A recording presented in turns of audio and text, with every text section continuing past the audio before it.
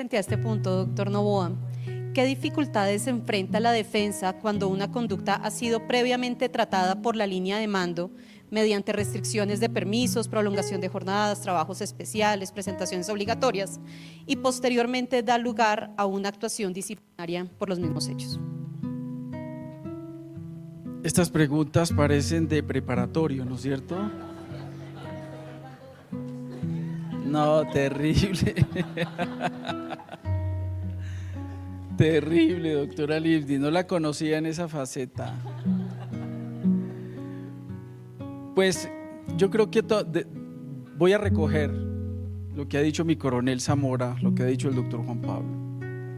Y creo que aquí, para llegar a la respuesta, es importante hacer una precisión o varias precisiones.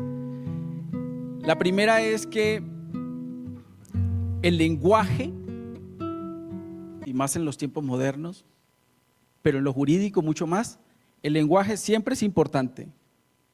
Y si se quiere del lenguaje, la semántica resulta relevante. Pero más aún, cuando el legislador describe, llama en su función de leyere, de ahí viene el legislador, de leer la realidad, leyere, como le decían los romanos, coloca unos epígrafes. Y la ley 1862 es clarísimo en eso. La primera parte, el primer libro ya habla de disciplina y el segundo libro de disciplinario. Y esto no es una cuestión menor. La cuestión semántica aquí es determinante. Y como bien lo plantea la pregunta la doctora Livdi, en el régimen ordinario nosotros tenemos un sistema, si se quiere, residual de lo que en el sentido de que lo que no es disciplinario termina en el mundo de lo puramente administrativo. Por eso se le dice residual, ese famoso artículo de la preservación del orden interno, el artículo 68. No es disciplinario, ergo es administrativo o ni siquiera puede llegar a ser administrativo.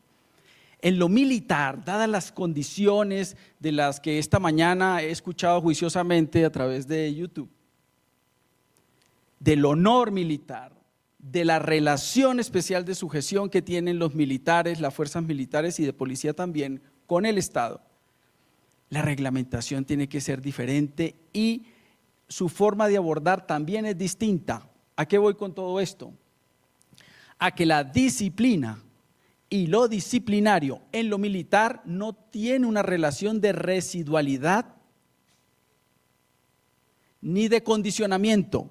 En términos estrictamente judiciales diríamos de prejudicialidad, que lo que supera la disciplina va al disciplinario y lo que no es disciplinario se queda en la disciplina. No hay una relación de residualidad, porque es tan importante la disciplina para mantener el mando y esa virtud, porque es una virtud tan hermosa que es la obediencia. Aquí, tanto la disciplina como el disciplinario son principales. Una no inhibe la otra. ¿Con qué voy a esto? A que es posible activar la disciplina por la línea del mando como por el disciplinario.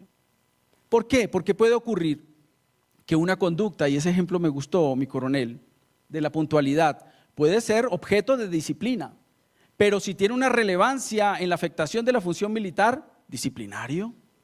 Yo no necesito la reiteración, como lo establece el artículo 24. La reiteración no es lo que determina la activación del disciplinario. No, ambas son principales, van por caminos distintos. ¿Y por qué pueden activarse simultáneamente ambas, disciplina y disciplinario? Porque no hay afectación al principio del non bis in idem. ¿Y por qué no hay afectación del non bis in idem? Porque las finalidades de uno y otro régimen, a pesar de estar en una misma ley, a pesar de estar compendiados en un mismo código, tienen finalidades distintas.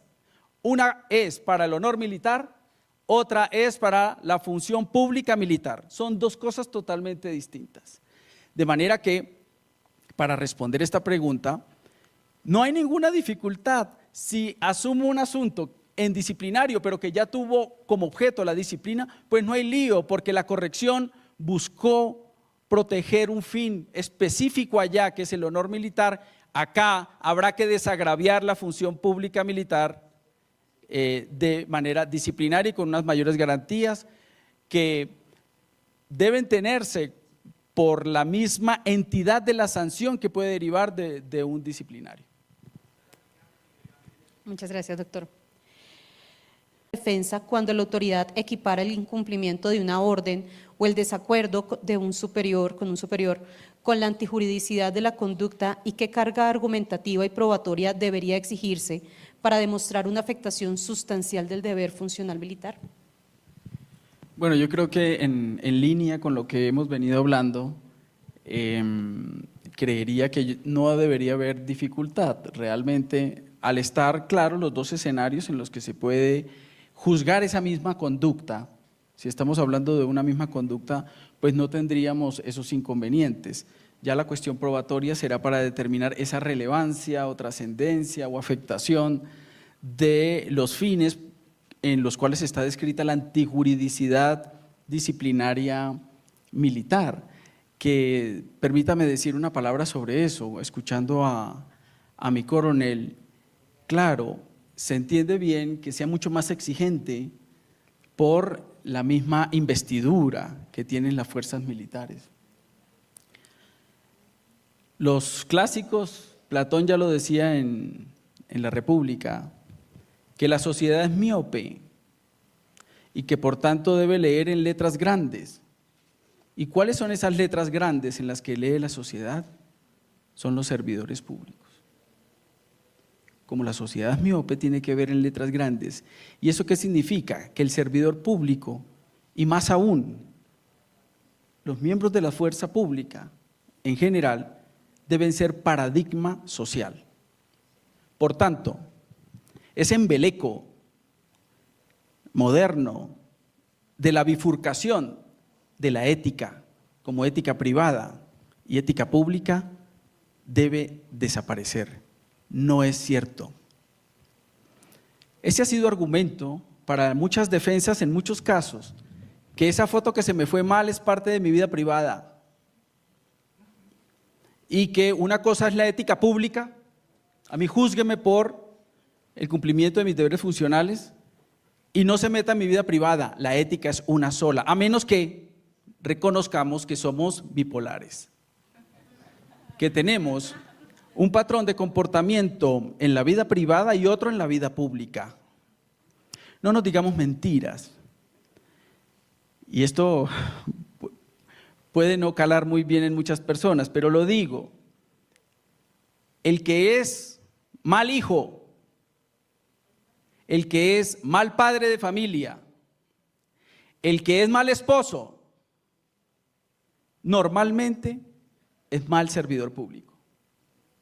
Por tanto, no hay que descuidar. Cuando hablaban esta mañana de esa línea delgada, pues claro que casi que no hay línea. Casi que no hay línea. ¿Por qué?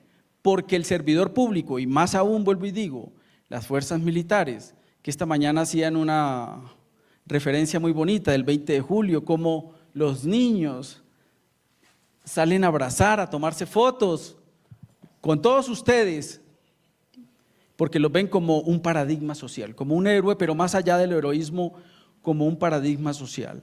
Vázquez de Mella tenía un autor de español del siglo pasado, tenía una frase que casa como anillo al dedo a este tema. Y es que él decía, Vázquez de Mella decía, que cuando el rey juega, todos son tahúres.